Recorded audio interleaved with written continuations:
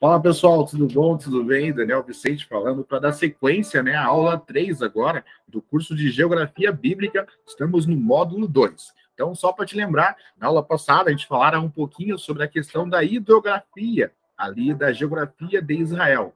Conhecemos um pouco sobre a bacia ali, no caso do Mar Mediterrâneo, e também a bacia ali do Rio Jordão. E alguns fatos bíblicos importantes que acontecem, que aparecem no texto bíblico sobre as origens ou sobre as definições de fatores, né, importantes que ocorreram tanto no Antigo Testamento como no Novo Testamento, de feitos dos profetas, dos sacerdotes, dos reis ali, que ali tiveram um momento, digamos assim, de revelação divina ou de orientação perante a esse local ali geográfico. Então, na aula agora posterior, quero compartilhar com vocês a tela ali para a gente dar sequência, né, a essa interpretação, a essa análise, assim, da geografia de Israel, e por isso eu vou compartilhar com vocês aqui a tela, para que nós possamos interagir e verificar alguns outros pontos. Então, ali agora a gente vai dar uma olhadinha sobre a questão dos mares e lagos. Então, como falávamos já anteriormente sobre o Jordão, né, olhando de cima agora nessa imagem, a gente vai ver o Mar da Galileia lá em cima, que na verdade é chamado de mar, mas nós mesmos aqui do Brasil, que somos, digamos assim, ambientados ou conhecidos pelos grandes rios, né, Rio Paraná, Rio Amazonas e tantos rios maiores, né, nós vamos identificar o Mar da Galileia como se fosse um lago para nós, digamos assim, em tamanho, proporção. Nós temos muito mais rios maiores do que os que tem ali, no caso, em Israel. Claro que a importância aqui que nós estamos dando, né, nesse sentido, é a questão histórica, a questão ali espiritual, a questão ali fundamental da geografia bíblica que passa por essas questões. Então, ali, lá em cima, o Monte Hermon, faz com que a nascente do Rio Jordão venha desembocar naturalmente no Mar da Galileia.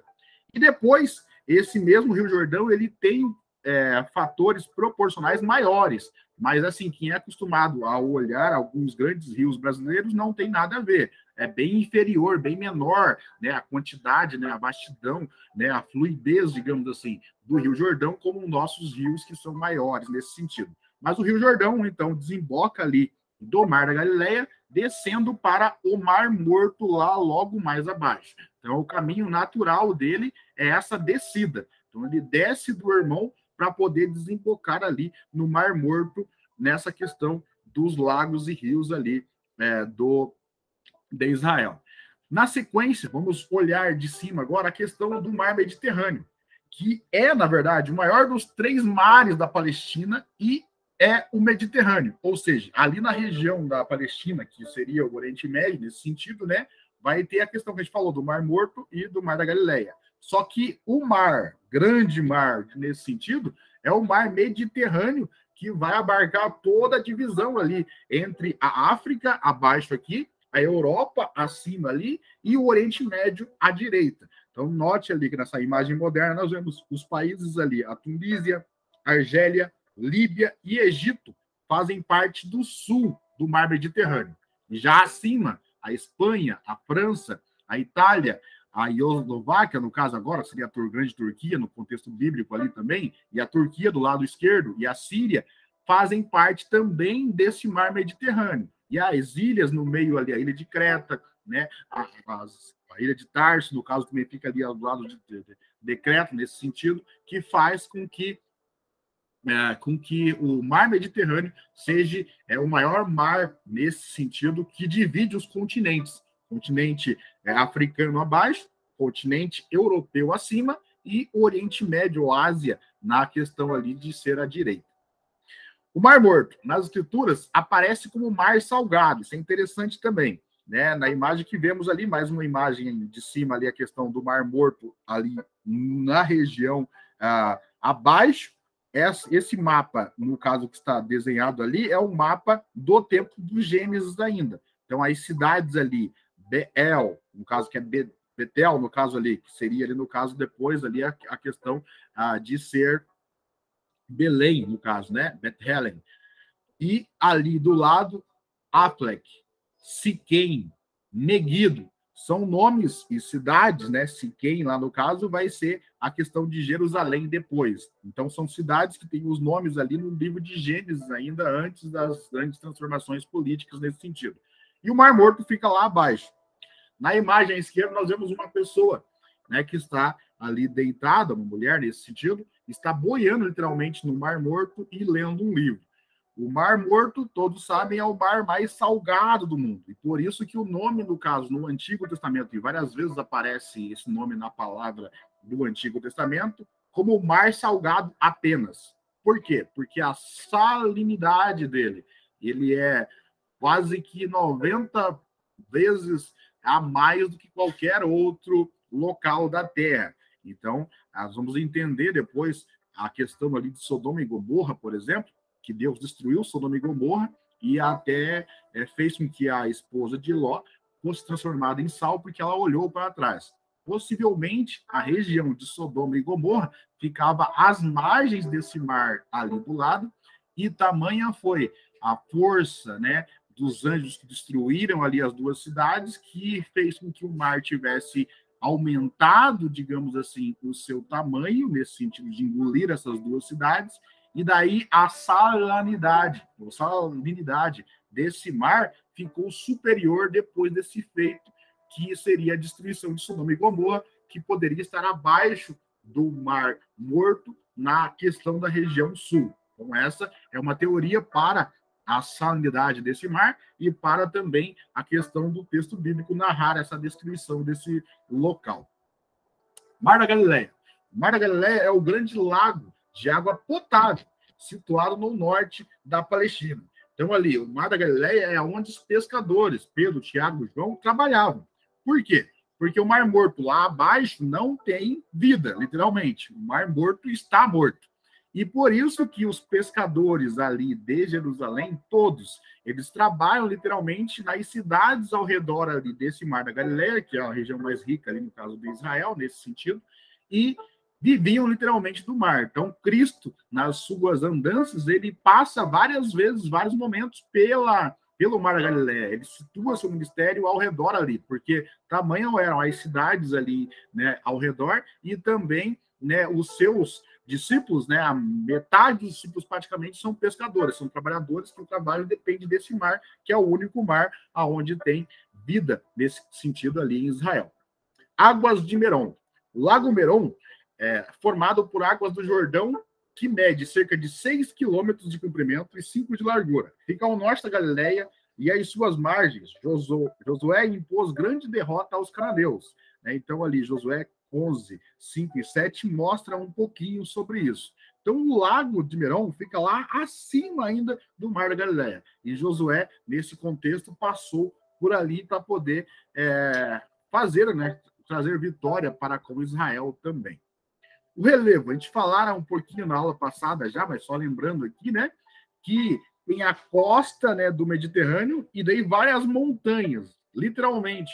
O Israel se mantém sobre vales e montes, vales e montes, vales e montes. Ou seja, é uma cordilheira de montanhas do lado do Mediterrâneo, e daí vem o Rio Jordão, e depois uma nova cordilheira de montanhas que vai ficar à direita do Jordão. Então, várias são aí as incidências ali de montanhas e vales perante a jornada, digamos assim, de passagem por Israel. Como eu falara anteriormente, ela tem uma riqueza demográfica muito grande, mas faz com que vários ambientes diferentes, várias planícies também, alguns planaltos, a gente vai estar vendo aqui na sequência, né?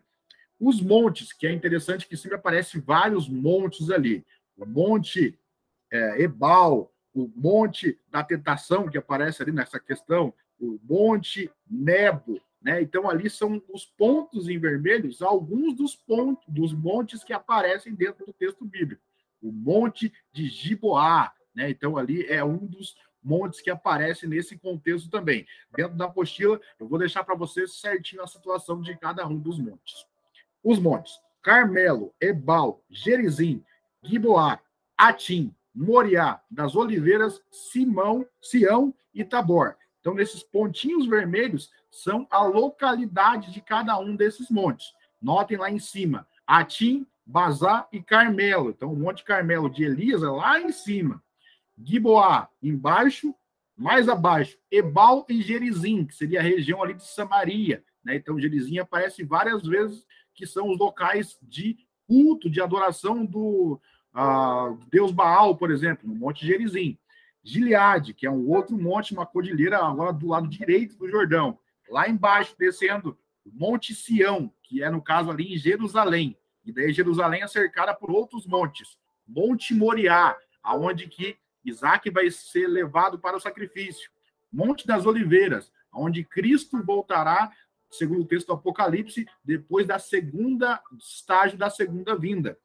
Tentação ou quarentena, o Monte da Tentação, que seria o monte ali que Moisés vai estar proferindo, digamos assim, lá atrás, né, a questão das bênçãos e maldições sobre Israel. A questão de Nebo, a questão de Peor, que são montes que ficam ao lado direito do Mar Morto, aonde ali chegou, digamos assim, o final da história de Moisés, nesse sentido de interpretar o Pentateuco, como ele veio até essa passagem, olhou a terra através do Monte Nebo e ali depois não se encontrou mais e passou, digamos assim, a liderança de Israel para Josué. Então, a partir do Monte Nebo para frente, Josué lidera Israel e faz com que Israel adentre agora a terra prometida. Então, esses são alguns dos montes que situam, né, dentro desse relevo. Nessa imagem aqui, nós temos uma imagem desenhada nesse sentido, daquilo que eu falara anteriormente. Várias montanhas, tanto do lado direito como do lado esquerdo, e vários vales ou planícies nesse sentido. Então, regiões planas ali. Manassés, que seria a tribo. Benjamim, que seria a tribo, onde está escrito ali, seriam as tribos naquele contexto.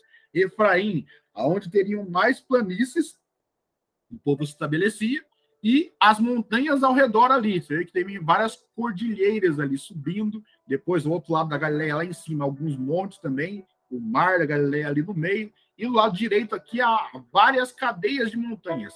E essas cadeias de montanhas eram uma barreira natural, uma proteção, digamos assim, natural para com o contexto de Israel. Então, nas guerras, né, que se degladiaram nesse sentido, vários batalhas, digamos assim, né, os inimigos eram impedidos de poder chegar até Israel nesse contexto ali. Teriam duas entradas pela Arábia ali, que fica mais centralizado sobre a tribo de Manassés e sobre a tribo de Efraim nesse contexto ali, né? Gileade, Hermon, Peor, Prisma, Sinai, são alguns dos montes que aparecem nesse contexto. E aqui um vasto leque, uma imagem que mostra a questão do Planalto Central, que era a região mais plana, e daí começam os montes, e depois o rio, e depois outros montes, e depois o outro Planalto Oriental. Então, onde tem esse Planalto Oriental ali, já é fora das fronteiras de Israel, no contexto do traçado bíblico. Ou seja, outros demais povos ficavam além desse Planalto Oriental. Aí vai estar lá Edom, vai estar lá os amorreus e outros povos ao redor, indo para a Síria.